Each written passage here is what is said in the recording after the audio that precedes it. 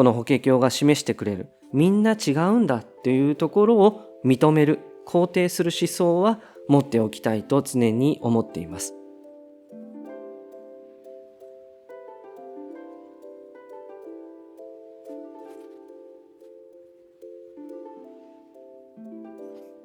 はい、皆様こんにちは。法華経の話第52回です。今日は朝から雨が降っています。久しぶりにしっかり雨が降っていまして、少し寒さを感じます。こうやって雨の日に撮影しますと、少しこちらが暗くなりますが、見え方はどうでしょうか？大丈夫でしょうか？太陽の光のありがたさを感じたりしています。前回までは真下本についてお話をしてきました。今日から薬草湯本に入っていきます。恒例になってきましたが、今法華経のどの位置を学んでいるかを確認してみたいと思います。こちらは法華経の歌壇です。現在は妙法蓮華経の釈門前半14本の序本第1から話を始めまして、法弁本第2、比喩本第3、前回は真下本第4、今回は薬草湯本第5についてお話をしていきます。ここでありますけども、今は三宗の説法の非説宗というところを話しています。釈尊は法華経を説くにあたって説法を聞く人々の段階に合わせて3つの段階を作って教えを説いていってるんですね。それが法説宗、非説宗、因縁宗でした。法説宗は教えをそのままに説く。非説宗は比喩をもって教えを説く。因縁宗は因縁を使って教えを説く部分になります。そのうちの今は非説宗の段階です。その三宗の説法にはそれぞれに4つの段階があるんですね。それが小説、両下、述情、述記です。それぞれに小説、両下、述情、述記、小説、両下、述情、述記、小説、両下、述情、述記と、この3つの三宗の説法にそれぞれ4つの段階があるんですね。小説は教えの部分。両下はその小説で説かれた教えを聞いた人たちが理解したことを仏様に申し上げる部分。述情はその理解したことを聞いて仏様が補足をする部分。そして述記は教えを聞いた人たちに仏になることを保証する部分ですね。で、今回の薬草湯本は非説宗の述情です。両下の真下本ですね。両下の真下本で四大聖門たちが教えを理解したことを長者宮司の例えという比喩をもって釈尊に申し上げたわけです。それを受けて、それを聞いて、さらに釈尊が補足を加えてくれるのが今回の薬草湯本第5というふうになるわけですね。前置きが長くなってしまいましたが、では早速薬草湯本に入っていきます。薬草湯本は次のように始まります。その時に世尊、摩訶迦葉及び諸々の大弟子に告げたまわく。よいかなよいかな迦葉。よく如来の真実の功徳を説けり、誠に諸言のごとしと。その時世尊は、摩訶迦葉や多くの優れた弟子たちに次のように告げられました。素晴らしい素晴らしいと、よいかなよいかな。迦葉よ、よく如来の真実の功徳を説いた。本当にそなたが言う通りであるというわけですね。つまり、四大聖門が真下本で申し上げた長者宮司の例えは合格だったんですね。釈尊の意図してきたことを、またこれから行うことを四大聖門は確かに理解していて、それが長者宮司の例えにしっかりと現れていたよということになるわけです。四大聖門たちはこれを聞いてとってもほっとしたと思いますね。次に釈尊は、仏というのは人々の心の動きを熟知していて、そして多くの生きる者たちに教えを届けるのであると説かれます。多くの生きる者たちに分け隔てなく教えを説いてくれるというわけですね。それを示すのがこれから説かれる三草二目の例えになります。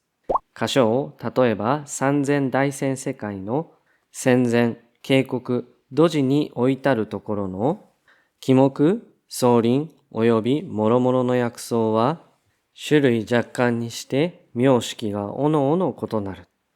箇所よ、例えばありとあらゆる世界の山や川や谷の大地から生ずる草や木、林や多くの薬草はその種類がいくつもあり、名称も色も形もそれぞれ異なっていると。世界中には多くの草木がありますね。それらの草木は同じ種類であっても大きさも枝振りも違います。つまり一つとして同じものはありません。続いて、密雲は密付してあまねく三千大千世界に覆い、一時に等しく注ぐ。その上に密集した、先ほどの草木ですね。草木の上に密集した雲がいっぱいに広がり、ありとあらゆる世界をあまねく覆い、一度に雨を降らせ、それがすべてのものに平等に等しく降り注ぐんだと。先ほどのように一つとして同じものはない草木の上に広がった雲が雨を降らせ、等しく降り注ぐわけですね。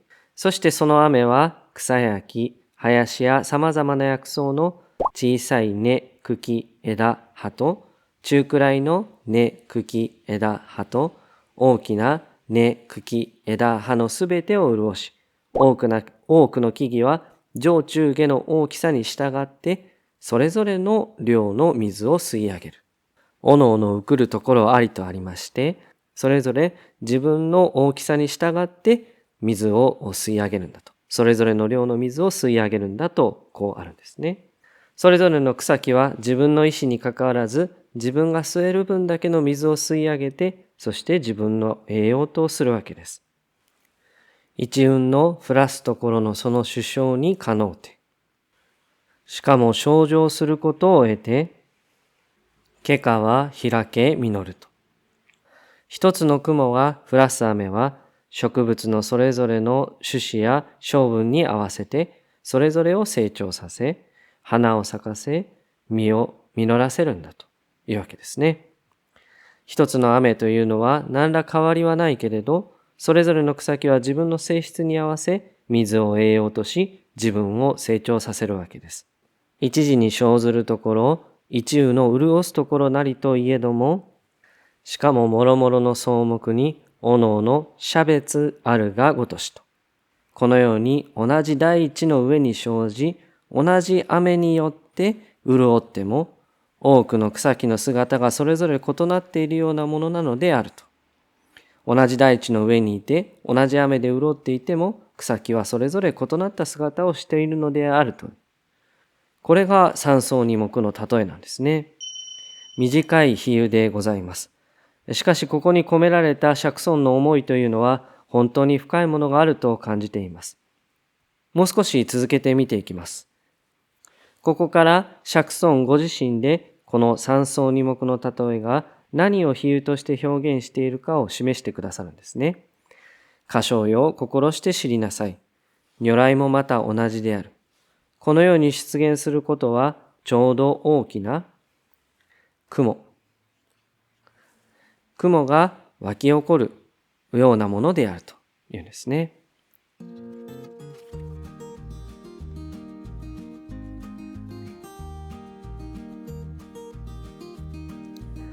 如来もまた同じであると。このように出現することはちょうど大きな雲、先ほどもありました雲が湧き起こるようなものであるというんですね。如来は仏様のことですね。如来が教えを説けば、衆生は現世安穏五正全書となるであろうと。この現世安穏五正全書は次回お話をしようと思います。釈尊は続けて説きます。それはあたかもあの大きな雲からすべての草や木、林や多くの薬草に雨が降りかかり、それぞれの本性や素質に従って潤いを与え、それぞれが成長するのと同じであると。如来の説法はあの雨と同様に、雨は雨です。他の何者でもありません。それぞれ性質の異なった草木に平等に降り注ぐんだというわけです。この雨は説法ですね。教え。草木に雨が平等に降り注ぐように、説法も衆生に平等に降り注いでくれるわけです。ところが多くの衆生たちは如来の教えを聞いている功徳を自分はわからないんだと。自分自身ではその功徳がわからないんだと釈尊は説かれます。それはなぜでしょうか。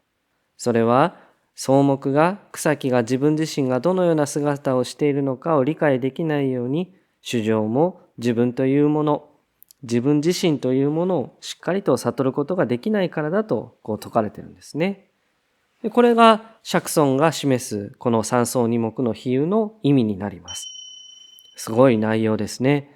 いくつか重要な点があるというふうに思います。まず、仏の教えというのは雨であるというところですね。雨は雨でしかありません。仏の教えも一つの教えだというわけですね。一方、それを受け止める側の私たちというのは一つとして同じものはいません。似ているようでもそれぞれが異なっているわけです。異なっているので、一つの教えを受けるその量も違う。草木が自分たちが吸収する水の量が違うのと同じように、それぞれが異なっているので、一つの教えであってもそれを受け止めれる量もまた違うわけです。教えは一つでしかないですが、受け止める側の私たちの受け止める量は違うんですね。仏は法華経という真実の教えを説く。でもそれを受け止める側の私たちは理解できるところの違いが生まれてしまうわけです。それはなぜかといえば皆それぞれ異なっているからですね。でもそれを悪いとは決して言っていません。むしろ肯定してくれているんです。ものすごく完璧に理解しなさいなんていうことを釈尊は説いているわけではないんですね。それぞれでいいんだと。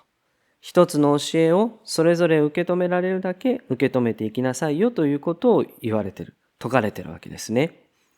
みんな違ってみんないい。金子みすずさんの言葉ですね。法華経の大前提はみんな違っているということを徹底的に肯定する、認めるというところから始まっていると思います。なぜなら小さい草がいっぱい水を吸って大きな木になりなさいということを説いてはいないんです。私たちに上根の舎利発のような、また偉大な菩薩様たちのようになれとは説かれていないんです。あなたたちがあなたたちのままで法華経を受け止めていきなさいということが説かれているんですね。これは仏になるという言葉のイメージから少し違って感じるかもしれませんけども、法華経のありがたさが現れているところだろうと思います。